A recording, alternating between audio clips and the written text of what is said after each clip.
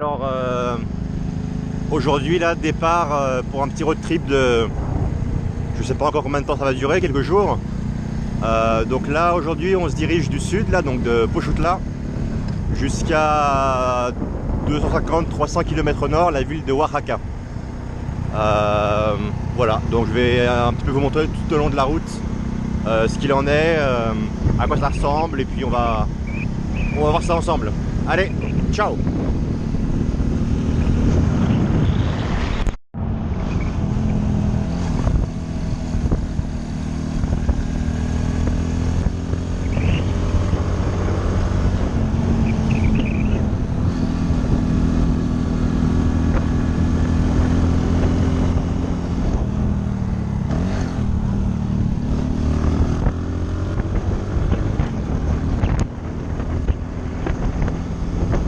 Alors là, c'est parti, on est encore au début de la route.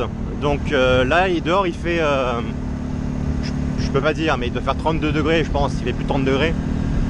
Donc là, je suis torse nu sur la... mais là, enfin là, on voit pas encore, il y a les arbres derrière, mais enfin devant, mais il y a les montagnes derrière. Et je vais devoir les traverser pour arriver à ma destination, qui est la ville de Oaxaca aujourd'hui, enfin ce soir. J'espère y arriver dans 7h, 8h, donc vers 19h, 20h. Donc ce sera une arrivée de nuit. Voilà. Mais bon, donc là je vous disais, je suis torse nu, mais d'ici quelques temps, on va monter, et donc au fur et à mesure, a priori on m'a dit qu'il fallait un manteau, mais moi j'ai pas de manteau, donc j'aurai 4 t-shirts et un pull. J'espère que ça va suffire. Et ben écoutez, je vous reprends quand le paysage va un petit peu changer, évoluer, comme ça vous verrez un petit peu la suite. Allez, à plus. Donc là on a déjà commencé à monter, hein, comme et bon, il fait toujours chaud, mais je commence à comprendre pourquoi dès que je disais aux joueurs que je faisais mon chemin avec mon scout,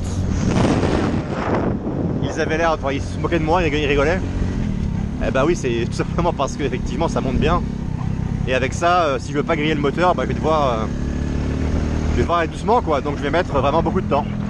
Mais bon, allez, c'est l'aventure. De toute façon, j'ai pas d'autres véhicules. On veut y aller. Ça prendra du temps, mais on ira. Et ben, je vous reprends un peu plus tard. Alors, ciao.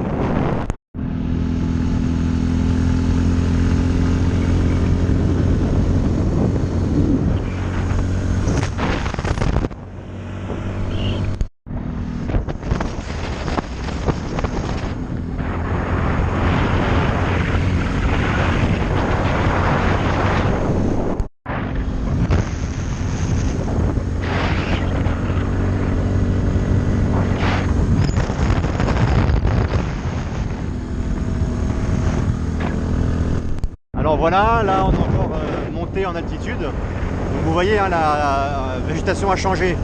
On a quitté les palmiers et la forêt est vraiment dense tropicale pour une forêt qui ressemble un peu plus, donc est toujours tropicale, mais on voit qu'il y a des conifères qui sont présents maintenant.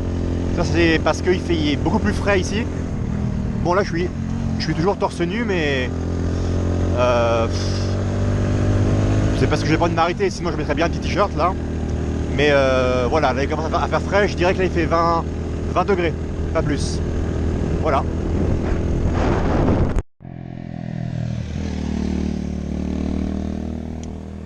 Donc voilà, moi là j'ai fait une petite pause bah là ça fait déjà 10 minutes que je suis là. J'ai fait une pause pour faire un petit peu refroidir le moteur. Ça fait quand même bientôt 45 km que je suis en bonne montée. Parfois c'est un peu plus plat comme ici, ça monte quand même, mais bon ça reste raisonnable.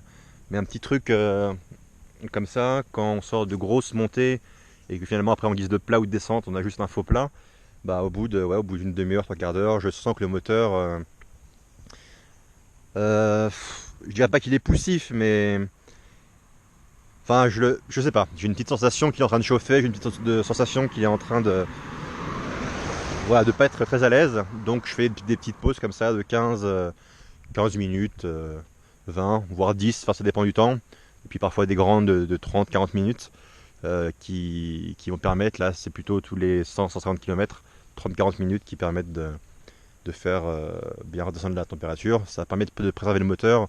C'est un petit moteur et c'est vrai qu'en montée, bah ça subit pas mal. Hmm. Voilà, voilà. Et ben, bon, c'est tout. Il y a une belle vue là, mais bon, il y a pas mal d'arbres et puis j'ai la flemme de marcher. Enfin, allez, on va pas avoir la flemme, je vais vous emmener. Euh, bah, je vous reprends quand je suis là-bas.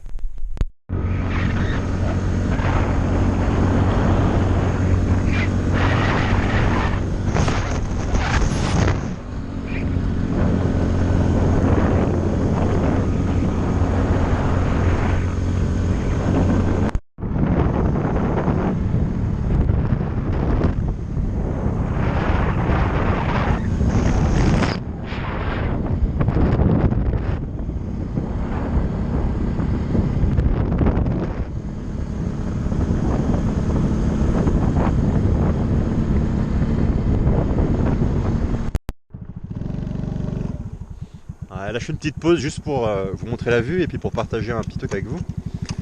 Là, c'est incroyable, le paysage change beaucoup. Là, il n'y a vraiment plus de végétation tropicale du tout. On est vraiment dans du pin et c'est de la pinède, hein. Euh, Ça me rappelle beaucoup le Var où j'ai traîné pas mal l'été dernier. Au niveau de les petites routes et puis le côté de la route, bon, il y a pas mal d'ordures, mais tapissé d'épines. Et puis cette odeur de pin qui embaume l'air, enfin, c'est incroyable.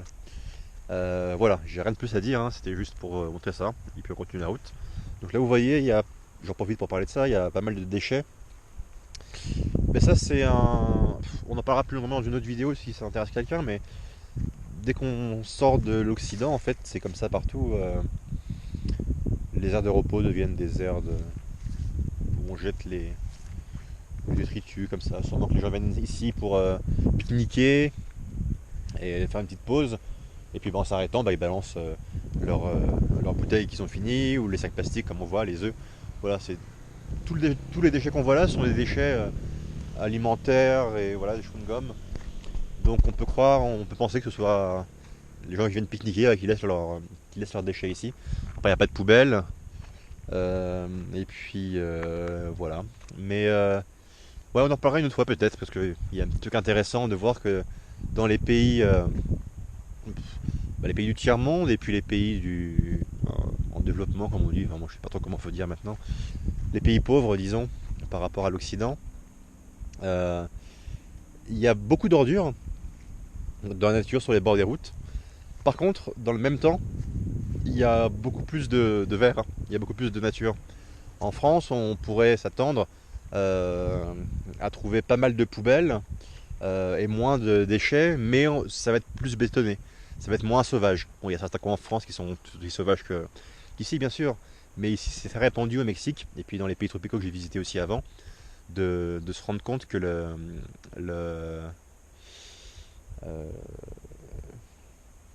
la sensibilisation aux déchets n'est pas comme chez nous. Par contre, il y a plus de verre. Donc l'un dans l'autre, la question se pose, qu'est-ce qui est le mieux pour la planète? Est-ce que c'est une... Alors j'exagère exprès. Est-ce que c'est une grande dalle de béton toute propre? Ou est-ce que c'est une immense forêt jonchée de déchets comme ceci? À voir. Mais pour moi c'est intéressant de se poser la question. La réponse n'est pas si évidente que ça. Voilà, bon allez, j'arrête de parler et puis on va continuer notre périple. Allez, c'est parti. Alors là, j'étais obligé de m'arrêter, je viens de m'arrêter presque en dérapage. Il y a une vue, alors je pense qu'avec GoPro on verra rien parce qu'il y a un grand angle et pas de zoom. Bon, déjà il y a la vue sur la vallée. Et là, alors j'espère que ça va passer, j'en sais rien. Alors là, on voit la colline, toute la montagne avec le village en haut, et au-dessus du village, il y a une demi-lune qui est là, couchée sur le village au-dessus des crêtes. Et c'est absolument magnifique. Et puis là, il y a un rapace qui passe, deux rapaces. Pour vous, ça doit passer très petit à la caméra, mais là, avec l'œil, c'est très gros. Enfin, c'est très gros, qu'est-ce que je raconte? C'est beaucoup plus gros. Et Enfin, du coup on voit tout, on profite de tout et c'est magnifique. Voilà, je m'étais juste arrêté en espérant que ça donne quelque chose. Allez, on est reparti.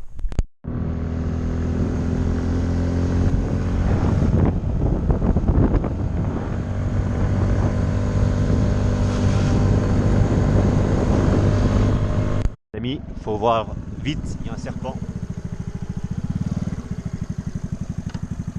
Voilà. J'espère que vous avez eu le temps de le voir. Là, il s'en va dans les feuillages. Vous voyez. Bon, bah, j'aurais pas mieux.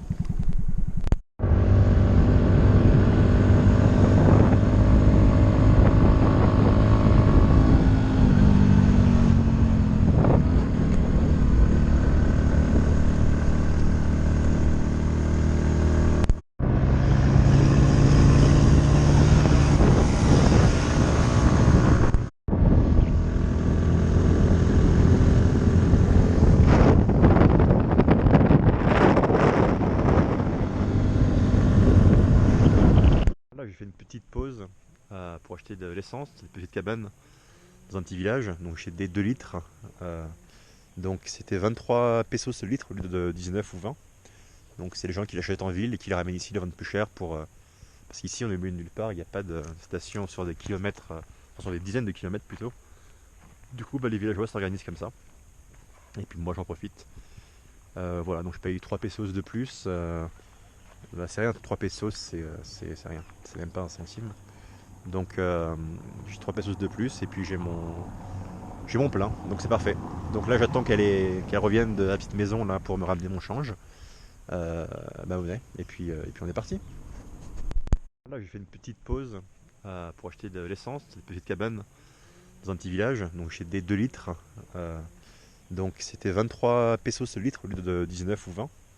Donc c'est les gens qui l'achètent en ville et qui les ramènent ici, les vendent plus cher pour. Parce qu'ici on est au milieu de nulle part, il n'y a pas de station sur des kilomètres, enfin sur des dizaines de kilomètres plutôt. Du coup bah, les villageois s'organisent comme ça. Et puis moi j'en profite. Voilà, donc je paye 3 pesos de plus. Bah, c'est rien, 3 pesos c'est rien. C'est même pas un centime. Donc j'ai 3 pesos de plus et puis j'ai mon plein, donc c'est parfait. Donc là j'attends qu'elle revienne de la petite maison là pour me ramener mon change. Bah ouais, et puis on est parti. Voilà, alors là je vais pas filmer longtemps, je pèle, j'ai mon pull là. Il fait vraiment très froid. Là j'ai du mal à parler. Tellement ouah, il fait froid. Il fait beau, c'est très beau, ça sent très bon. Mais il fait très froid. Donc là j'essaye de pas aller trop vite. Parce que le vent me frigorifie mais en même temps pas trop doucement. Parce que faut que je sorte de cette zone de froid. Voilà, donc bah, c'est magnifique ici, je vais pas trop filmer parce que là j'ai juste envie d'être loin d'ici. Voilà, donc je vous dis à plus tard quand il fera un peu plus chaud. Allez, chaud.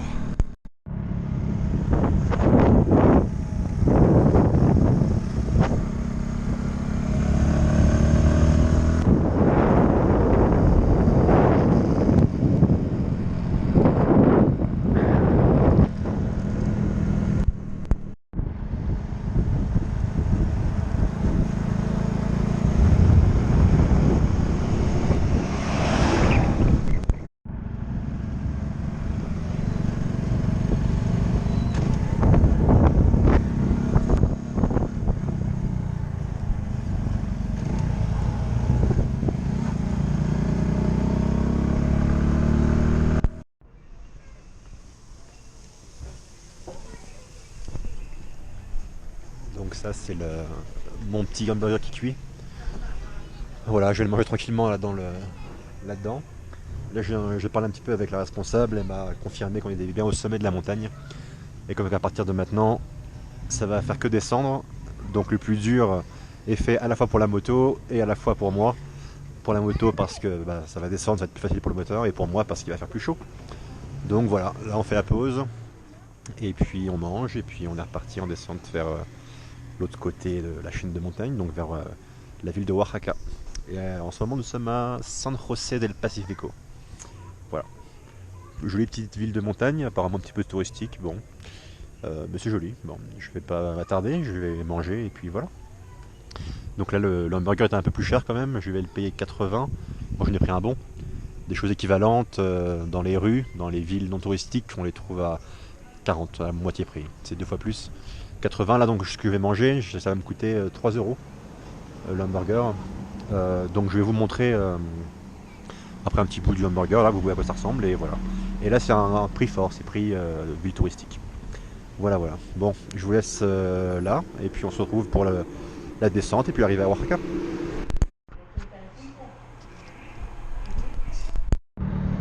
Alors voilà, on est reparti. Donc là on descend vers la Chaleur et Oaxaca.